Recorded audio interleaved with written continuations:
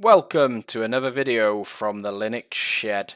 I've decided I'm going to be taking the CompTIA Linux Plus XK0-005 exam, and in doing so I wanted to create some videos for myself on the topics I'm going to be studying.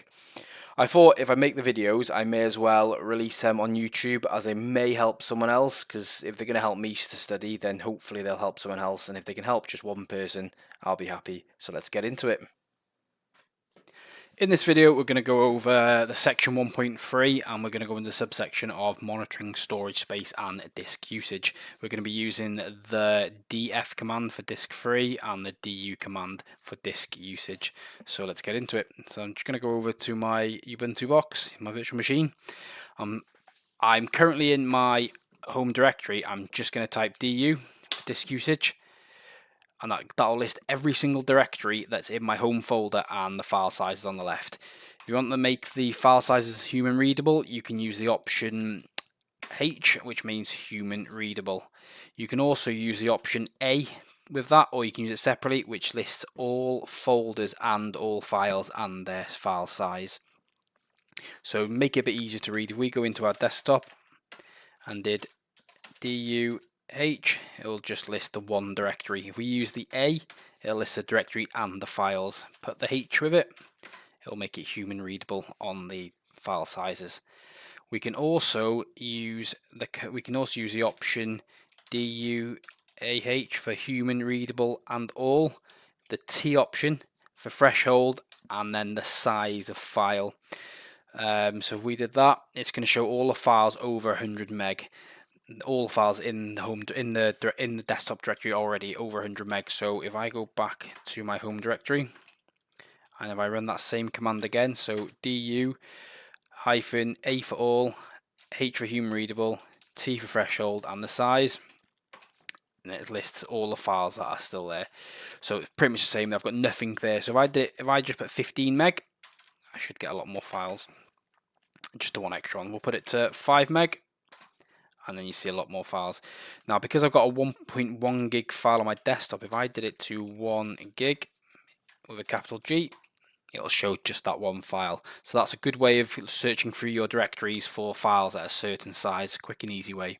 You can also search for files on when they were last edited, when they were last used. So to do this, you just need to type the command du, make sure I'm typing, du A for all, H for human readable, dash time, and then the location you want to search for. So I'm going to do my desktop. So these are when the files were last modified. So you've got a text file here was last modified at 11:15. If I went into that text file now, if I nanoed into that text file and changed it, test, and if I saved it, now if we run the same command again, it should change the time. As you see now, it was last updated just now. So that's the du command. If you need to know about more of the options, you can just type man du and have a play with all these options here. I would suggest spending time not memorizing them, but just use them a few times so you've got an idea what each option does. Press Q to quit, clear the screen, and now we'll talk about the df command. The df command displays information about the total space and available space on a file system. The file system's parameter specifies the name of the device on which the file system resides, the directory on which the file system is mounted, or the relevant path to the file system. So let's get on to a few examples. This won't be a very long video, but it'll just give us a few examples of the df command. First off, we'll just type df. We're in our home directory. Doesn't matter where you type it, it will always show you the file system and the information on the right hand side about the file system. Gives us the file system, the path, it tells us the blocks, how much data is being used, what's available, and the percentage of that. And lastly, it tells you where the actual file system is being mounted. To make it a bit more human readable, add the H option, and it just runs a bit better. It gets rid of a column, and it also makes it a lot easier to read. So most of the time when you're using the df command, you will put the option H by it. You can also do the option T. So if you did df H and then T, you will see it will bring up another column. Oh, it's a capital T. You'll see it'll bring up another column which is type. This column gives you the actual type of file system as well. So on our main drive here, on our LVM drive, we have ext4 file system. You can also exclude certain types to make it a bit easier to read again, so it narrows down the search of what you're looking for with the X option. So df h x, and if we specify we want to remove the tempfs, and it's just shown as now the 2 ext4.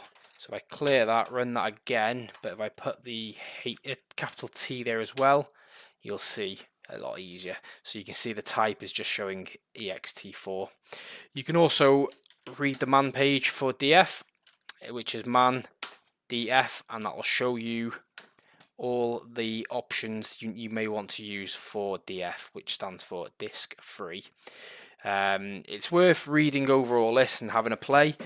You don't have to memorize it all, but it's good to know it and then have it in the back of your mind just in case you need, just in case a question comes up on the exam. So I've just played with it for an hour or so, different options, how they work, and it seems to be sticking now. So I hope this video helps you for the du and df command.